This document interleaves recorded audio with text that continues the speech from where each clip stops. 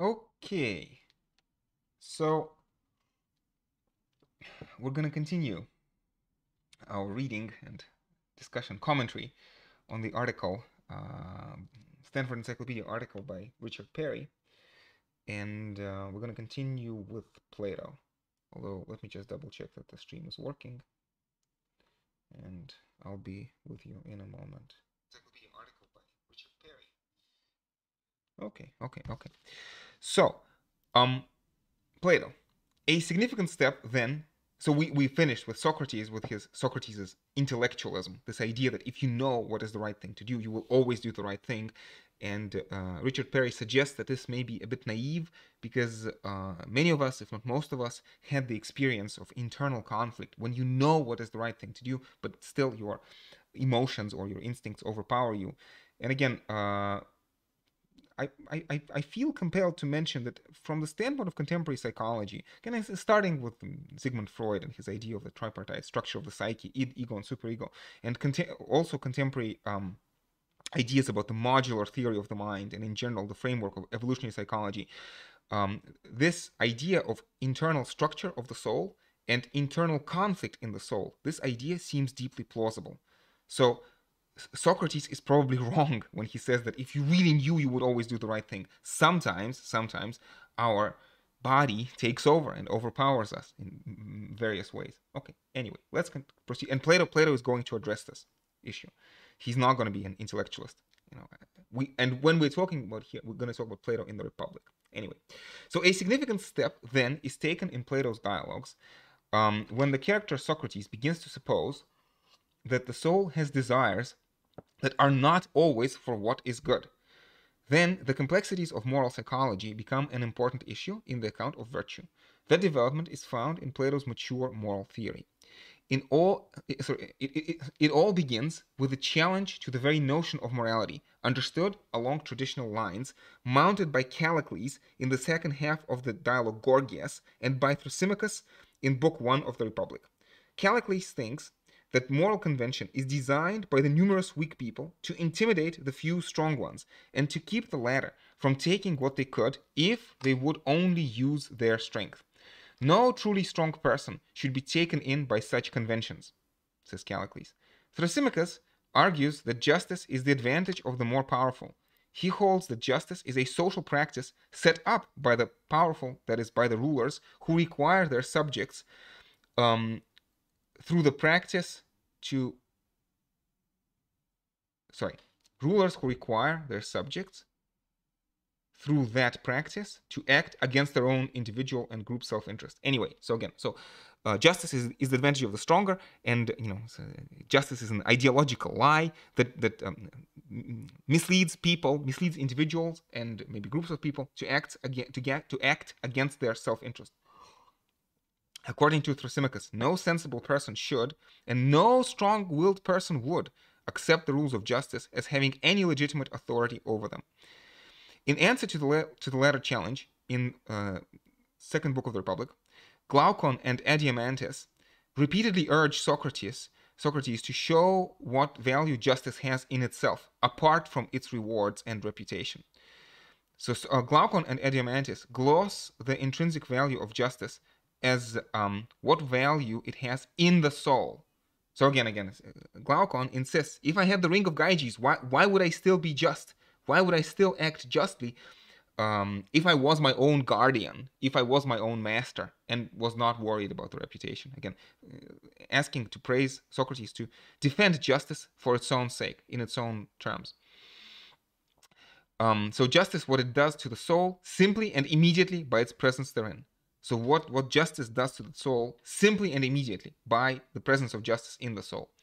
Before giving what will be a new account of the soul, Socrates introduces his famous comparison between the soul and the city.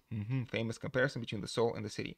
As he develops his account of that city, however, it becomes clear that Socrates is talking about an ideal city, which he proceeds to construct in his discussion, a city in speech. This city has three classes of citizens. The rulers are characterized by their knowledge about and devotion to the welfare of the city. By the way, let me mention here, many commentators have interpreted Plato's Republic only as a dialogue about morality. And they would say that Plato knows that the city is a utopia, it can never be constructed, and he only uses it as a metaphor for the individual soul. This is personally not my interpretation. I think that Plato means it quite seriously, but you know, I'm not saying I'm necessarily right. There are other interpretations available, and you should be aware of them. This moral interpretation of Plato's Republic. Anyway, so the rulers are characterized by their knowledge about and devotion to the welfare of the city. The auxiliaries, or the soldiers, are the warrior class that helps the rulers. These two are collectively the guardians of the city. Finally, there are farmers, artisans, and merchants. In general, those concerned with the production of material goods necessary for daily life. The importance of this structure is that it allows Socrates to define virtue of the city by relations among its parts. These virtues are justice, wisdom, courage, and moderation.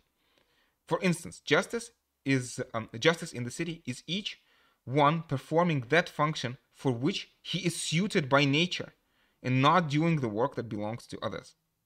So like the highest expression of one's own nature. Again, we kept talking about this, how this eudaimonia is doing well or living well. So in this sense, doing what you are best suited to in life, developing your talent, your rich and varied abilities, if you want. One's function, in turn, is determined by the class to which he belongs. Well, I would say natural ability, inborn natural ability, but you know, that's not in the article. This is my own addition. So rulers should rule and not amass wealth, which is why Socrates suggests that there should be communism among the guardians. Anyway, so rulers should rule and not amass wealth, because amassing wealth is the function of the farmers, artisans, and merchants. If the rulers turn from ruling to money-making, they become unjust. To complete the analogy, Socrates gives an account of the soul. He argues that the soul has three parts, each corresponding to one of the classes in the city. At this point, we should note the difficulty of talking about parts of the soul. In the text, we do not find a word that easily corresponds to the English word part. Okay, so let me just skip that. Well, yeah, this warning should keep one from thinking of the soul as a committee of independent agents. Less important, more technical details. Perhaps the least misleading way of thinking about the parts is as functions. Reason is the function of calculating, especially about what is good for the soul. The appetite for food, drink, and sex are like the producing class. They are necessary for bodily existence. These two parts are familiar to the modern reader, who will recognize the psychological capacity for reasoning and calculating on the one hand, and the bodily desires on the other. Less familiar is the part of the soul that corresponds to the auxiliaries, the military class. This is the spirited part, thumos. It's associated with the heart. It is an aggressive drive concerned with honor, passionate desire for honor. The spirited part is manifested as anger with those who attack one's honor. Perhaps more importantly, it is manifested as anger at oneself. So being angry with yourself. I'm angry with myself when failing to do what one knows he should do. The primary importance of this account is that it is a moral psychology, an account of the soul which serves as the basis for explaining the virtues. Let me just note in passing, it's not identical to Freud's ego and superego, but you can see many parallels, especially this idea of being angry with oneself for doing something that you yourself consider dishonorable. This sounds like superego. Although Freud, I think, for Freud, superego has these negative connotations. It is a necessary evil at best. And often superego just breaks us, makes it worse for us. Although everybody needs to have a superego for Freud in order to be a healthy individual, so to speak. So a certain level of repression is necessary. I think in this sense, Plato or Socrates has a much more positive view of thumos and of honor. So just wanted to get this out there. Anyway, Socrates' account also introduces the idea that there's conflict in the soul. For instance, the appetites can lead one towards pleasures which reason recognizes is not good for the whole soul. In case of conflict, Socrates says the spirited part sides with reason against appetite. So like again, soldiers with rulers against the producers, or here spirit sides with reason against appetite. Here we see in rough outline the chief characters in a well-known moral drama. Reason knows what is good, both for oneself and in the treatment of others. The appetites, short-sighted and self-concerned, pull in the opposite direction. The spirited part is the principle that sides with reason and enforces its decrees. While the opposition between reason and appetites establishes their distinctness, it has another more profound consequence. Most commentators read this section of the argument as implying that reason looks out for what is good for the soul, while appetite seeks food, drink, and sex, heedless, so unaware, of their benefit for the soul. Appetite is not necessarily corrupt or evil. Appetite is simply indifferent to the soul's welfare. The subdivision of the soul addresses one of the central paradoxes of the Socratic intellectualism. Common experience seems to contradict the claim that if one knows what is good, he will do it. There seems to be obvious instances where someone does what she, in some sense, knows is not good. By introducing non-rational elements in the soul, the argument in the Republic also introduces the possibility of doing what one holds not to be good, moved, for instance, by appetite. So, sort of your appetite, you're overshadowing your reason. This potential gives rise to a separate strain of thinking about virtue. While for Socratic intellectualism, virtue just is knowledge, for Socratic intellectualism, virtue simply is knowledge, for Plato, not so. In the aftermath of the argument for subdividing the soul, virtue comes to have two aspects. The first is to acquire the knowledge, which is the basis of virtue. The second is to instill the appetites and the emotions, proper appetites and proper emotions, which cannot grasp the knowledge, a docility that they react in a compliant way to what reason knows to be the best thing to do. Thus, the non-rational parts of the soul acquire reliable habits on which moral virtue depends, which is why, again, upbringing and habituation is so intrinsically important, and which is why censorship is important. Again, Plato is not just a totalitarian, he has an argument, I think a very strong argument for censorship. And again, well, I don't want to restart this discussion, but every society I know has forms of censorship, first and foremost with respect to what children are allowed to see and read. Okay, given the complexity of the differences among the parts, we can now understand how their relations to one another define virtue in the soul. Virtue reduces the potential for conflict to harmony. So harmony is the watchword. This is what justice is ultimately for Plato, harmony. The master virtue, justice, is each part doing its function and not interfering with that of another. Since the function of reason is to exercise forethought for the whole soul, it should rule. Reason should rule. The appetites, which seek only the immediate satisfaction, should not rule. A soul ruled by appetites is the very picture of psychological injustice and also psychological disease, lack of health and unhappiness. Still, to fulfill its function of ruling, reason needs wisdom, the knowledge of what is beneficial for each of the parts of the soul and for the whole. Moderation is a harmony among the parts based on the agreement that reason should rule. Courage is the spirited part, carrying out the decrees of reason about what is to be feared. Any attentive reader of the dialogues must feel that Socrates has now given an answer to the question that has started many of the Aporetic dialogues. At this point, we have the fully developed moral psychology that allows the definition of the moral virtues. They fall into place around the tripartite structure of the soul. And again, this idea that a person with a harmonious soul would not want to cheat, would not want to steal, would not want to lie or rob temples, because they would see no value in it. It would not make them happier. It would do nothing for them. In fact, it would make them less happy. One might object, however, that all Socrates has accomplished is to define justice and the other virtues as they operate within the soul. While each part treats the others justly, so to speak, it is not clear what justice among the parts of someone's soul has to do with that person treating other people justly. Socrates at first addresses this issue rather brusquely, saying that someone with a just soul would not embezzle funds, rob temples, steal, betray friends, break oaths, commit adultery, neglect parents, nor ignore the gods. The reason for this is that each part of the soul does its own function in the matter of ruling and being ruled. Socrates does not explain this connection between psychic harmony and moral virtue. Oh, psychic harmony. This is such a wonderful phrase, psychic harmony. However, if we assume that injustice is based in overweening appetite, or unbridled anger, then one can see the connection between restrained appetites. Restrained appetites, not exactly ataraxia, but something in that direction, definitely away from pleonexia, away from unrestrained pursuit of pleasure, bodily pleasure, or seeking for glory. Anyway, so if we assume that injustice is based in overweening appetite or unbridled anger, then one can see the connection between restrained appetites, when well-governed anger, and treating others justly. The man whose sexual appetite is not governed by reason would commit the injustice of adultery. So, and conversely, a just man presumably would not. This approach to the virtues by way of moral psychology, in fact, proves to be remarkably durable in ancient moral theory.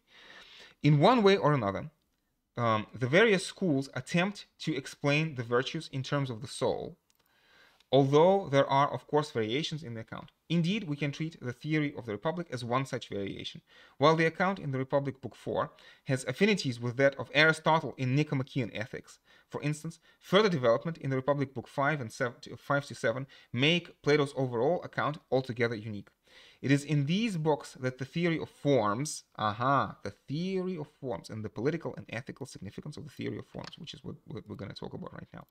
Theory of forms makes its appearance. So peculiar to Plato, theory of forms, so peculiar to Plato, that anyone else subscribing to it is called a Platonist. The theory of forms has a dramatic impact on his moral theory.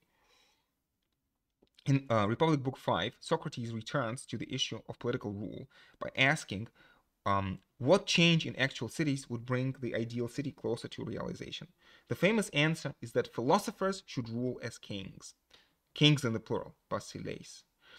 So not a singular person, but a class of expert rulers.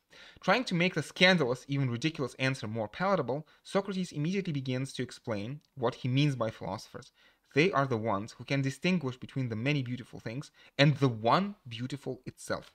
The beautiful itself, or the form of beauty, the good itself, and the just itself, or the form of goodness, or the form of justice, are what he calls forms. The ability to understand such forms defines the philosopher. Fully elaborated, this extraordinary theory holds that there is a set of unchanging and unambiguous entities collectively referred to as being as opposed to becoming. These are known directly by reason, not through the senses, but by reason, in a way that is separate from the use of sensory perception. The objects of sensory perception are collectively referred to as becoming, so being versus becoming, since they are changing and ambiguous. For those of you versed in pre-Socratic philosophy, being could be associated with Parmenidean, changeless and eternal being, and becoming can be associated with Heraclitean flux. This is a standard way to explain Plato. This infallible grasp means that one knows what goodness is, what beauty is, and what justice is. Because only philosophers have this knowledge, an infallible grasp of the goodness, beauty, and justice, they and only they are fit to be rulers in the city. Again, so philosophers have this infallible grasp of the goodness, beauty, and justice. And you see, again, so this is going to be a huge difference between Plato and, for example, Aristotle. Aristotle is going to say, no. This knowledge of the perfect forms, this of mathematical beauty, does not make you a good politician. Aristotle is going to say, no, there's a separate skill, phronesis or phronesis, practical wisdom, which is gained not by contemplating the forms, but by practical political experience. Or you can talk about Republican tradition, especially in works of, let's say, Jean-Jacques Rousseau, who's going to say defining justice is not really a matter of knowledge, be it theoretical knowledge or practical knowledge, but Rousseau would say it is a matter of public deliberation, public Republican deliberation. People, citizens, free citizens get together and they procedurally decide. And there is no objective standard according to which to judge their decision, which is extraneous to their decision-making process. This performative theory of justice, if you want, that we decide what justice is in through various collective practices. So this would be Rousseau, as opposed to Aristotle, and more importantly, as opposed to Plato, who believes in the universal standard of justice. Anyway, while moral theory occupies, or another contrast would be Hobbes, who says, no, it is the sovereign who decides. And skeptical Hobbes, who says that such knowledge is unattainable to human beings. So, we need to understand Plato, at least negatively, to see what Hobbes is militating against. There's no such knowledge. No such knowledge is attainable. And knowledge is unattainable, consensus is impossible, and therefore, we have to agree to disagree and consent to be ruled by the sovereign, because this provides for peace. Hobbes would say, against Plato, among other philosophers. Anyway, So while moral theory occupies a significant portion of the Republic, Socrates does not say a lot about its relation to the epistemology and metaphysics of the central books. For instance, one might have expected the account to show how, for example, reason might use knowledge of the forms to govern the other parts of the soul. So this is not shown. This is a omission, lack in the text of the Republic. Indeed, in Book 6, Socrates does say that the philosopher will imitate in his own soul the order and harmony of the forms out of admiration, since imitation is the heart of the account of moral education in Books 2 and 3. The idea that one might imitate forms is intriguing, but is not developed. And again, Aristotle, this is going to be Aristotle's line of attack. But we also have to remember that Plato, in a later dialogue called Laws, also reconsiders his theory. Anyway. Moreover, both virtue in the soul and contemplating the forms are parts of happiness for the philosopher. So we should expect an attempt to show how the two can be integrated. On this second issue, Socrates has more to say. Towards the end of Book 9, Socrates conducts a three-part contest to show the philosophical or aristocratic man. So aristocracy here in the Greek sense of the word ariston, meaning the best. So aristocracy ruled by the best, not ruled by the birth, not decided by blood, but rule of ability. So aristocracy has this meritocratic or technocratic connotations. Aristocracy, ariston, ruled by the best. Anyway, so Socrates conducts a three-part contest to show the philosophical or aristocratic man is the happiest. The philosopher is the happiest. So, colleagues, again, in your presentations, be very careful. Again, see, at least within in his own terms, Plato or Socrates, they are not being totalitarian in any shape, matter, or form. Happiness of the citizens is an important aim of Plato's Republic. Philosophers are the happiest in his perfect city, Kallipolis. In the second of these contests, he claims that each part of the soul has its peculiar desire and corresponding pleasure. Reason, for instance, desires to learn. Satisfying that desire is a pleasure distinct from the pleasure, for example, of eating. And in fact, Socrates is going to say, and John Stuart Mill is going to repeat this, saying that a healthy individual who is brought up in a healthy society and who has been given a chance to develop their rich and varied abilities, again, this Aristotelian ideal of a rose in full bloom, a person who has been able to taste all the pleasures, would know that pleasures of the soul are more pleasant than pleasures of the body, that it's more pleasant to read Plato than to stuff your face full of chocolate or ice cream. Now, immediately people will retort and say, no, reading Plato is boring, but eating chocolate is fun. And to that, John Stuart Mill would reply in a almost proto-Marxist fashion, saying that we have been broken by society. We do not live in a well-ordered society. Unfortunately, ever since we're born, we're being mistreated, malformed by our miseducation. And that is why we have not been able to develop the relevant abilities. Oh, it is only the philosopher who has tasted both the pleasures of philosophy and pleasures of the body who is a competent judge, says John Stuart Mill, echoing Socrates. Again, a very important precept. Anyway, let's continue. Let's go back. But I think it's very important to keep this in mind for the future. Anyway, one can now see that the functions of each of the parts has a new affective dimension. And again, so Socrates is going to say that in the Republic, that the pleasures of philosophy are the highest pleasures. And there is this natural hierarchy. Pleasures of honor are higher than pleasures of appetite, but pleasures of philosophy are higher even than that. Again, this erotic dimension of human existence, eros, desire. Human beings, in this proto-Freudian fashion, being animated by desires. Appetites, animated by desires for pleasure. Thumos, thumotic part of the soul, spirit, animated by desires for honor and glory. And the rational part of the soul, animated by the desire for knowledge. For truth. One can now see that the functions of each of the parts has a new affective dimension. Then, in the last of the contests, Socrates makes an ontological distinction between true pleasures of the soul and less true pleasures of the body. True pleasures of the soul and less true pleasures of the body. The former is the pleasure of knowing, being, that is, the forms, and the latter is the pleasure of feeling bodily appetite. The less true pleasure also gives rise to illusion and phantoms of pleasure. These illusions and phantoms recall the images and shadows in the allegory of the cave.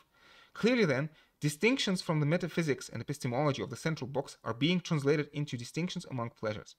Pleasures of reason are associated with the world of being, while those of bodily appetites with the world of becoming. This difference calls for a modification of the definition of virtues from Book 4. For instance, justice in the soul is modified so that reason pursues the true pleasure of knowing, and the appetites the less true pleasures of the body. Again, think of higher and lower pleasures for John Stuart Mill. Let's keep this in mind. Appetite commits injustice if it pursues pleasure not proper to itself. That is, if it pursues bodily pleasures as though they were true pleasures. The result is an account of virtue which discriminates among pleasures as any virtue ethics should. Virtue ethics, again, is a name for the ancient moral theory, right, in general, character. Virtue ethics as opposed to deontology or consequentialism. Anyway, but the criterion of discrimination reflects the distinction between being and becoming. Rational pleasures are more real than bodily pleasures, although bodily pleasures are not negligible. So bodily pleasures are also important. They also play a role, but the pleasures of the soul are higher than that. So is this necessarily an ascetic ideal? Well, I suppose not exactly, or not necessarily. Plato wants us to have, to satisfy the rational and the spirited and the appetitive part of the soul, but there should be a proper hierarchy, a proper order in the satisfaction of our desires. Happiness, then, integrates the virtue of managing bodily appetites and pleasures in the world of becoming with the pleasures of learning in the world of being, but definitely gives greater weight to the latter. Again, higher, lower pleasures for Mill. As with other ancient theories, this account of virtue can be called eudaimonist. Plato's theory is best represented as holding that virtue, together with its active exercise, is the most important and dominant constituent of happiness. One might object that eudaimonist theories reduce morality to self-interest. Reduce morality to self-interest. I would say that this is not, my personal opinion is that this is not a problem with ancient moral philosophy. No, this is the strength of ancient moral philosophy. You have to reduce morality to self-interest, because if morality is not rooted in self-interest, then isn't it just isn't it just a lie? Isn't it just somebody else telling us what to do? Again, this epistemological question. Self-interest is something that we can observe within our own souls directly. But, divine commands, who knows if there is a God, and what does God command? Or maybe Critias is right, and Kallipolis is right, that, or Critias, right, that religion is just a myth created by society. It's not gods who create man, it's not God who creates man, but man who creates God, or gods. Anyway, we should recall, however, that this is my position again. It's not in the article. The article takes this criticism seriously. We should recall, however, that eudaimonia in this theory does not refer primarily to a feeling. In the Republic, it refers to a state of the soul and the active life to which it leads, whose value is multifaceted. The order and harmony of the soul is, of course, good for the soul because it provides what is good for each of the parts and the whole, and so makes parts function well, for the benefit of each and of the whole person. So, for the benefit of each part and of the whole person. In this way, the soul has the best internal economy, so to speak. Again, we're talking about harmony. Still, we should not overlook the ways in which order and harmony in the soul are paired with order and harmony in the city. So, again, order and harmony in the soul, order and harmony in the city. This is what Plato is talking about. They are both modeled on the forms, on the ideas, right? Eidos is the Greek word. Eidos or idea. As a consequence, virtue in the soul is not a private concern oddly joined to the public function of ruling. Rather, the philosopher who imitates forms in ruling her soul is equally motivated to imitate forms in ruling the city. Imitating the forms. Again, this imitation. Again, this importance of upbringing, importance of censoring poetry. You have to imitate the right things. So insofar as virtue consists in imitating the forms, it is also a state of the soul best expressed by exercising rule in the city, or at least in the ideal city.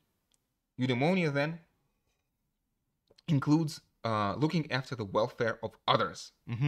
So by imitating the perfect harmony of the forms, the philosopher, again, in order to imitate the perfect harmony of the forms, the philosopher feels the desire, feels the need to make this world in which he or she lives, make this world more harmonious, to make the society in which he or she lives more harmonious. So in imitating the forms, the philosopher has the desire to rule others and to rule them well in imitating the perfect order of the forms. Ah, that's very interesting, right?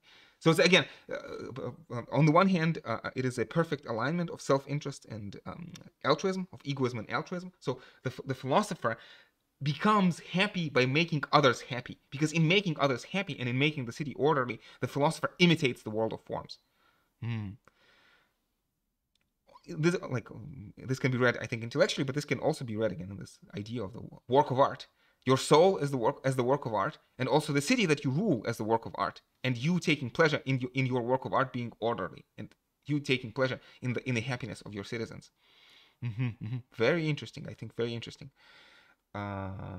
Again, I mentioned in the lecture how the ancient philosophers, put virtue front and center. And modern philosophers, starting with Machiavelli, would say, oh, virtue is a lost cause. Human beings are bad. And again, for the ancients, the virtuous polis was supposed to produce virtuous citizens. And for the moderns, starting with Machiavelli, people are bad, and we have to devise institutions that will force bad people who have evil nature, corrupt nature, to behave in pro-social ways against their immediate inclination. Again, thinking of especially Machiavelli and Hobbes. Okay.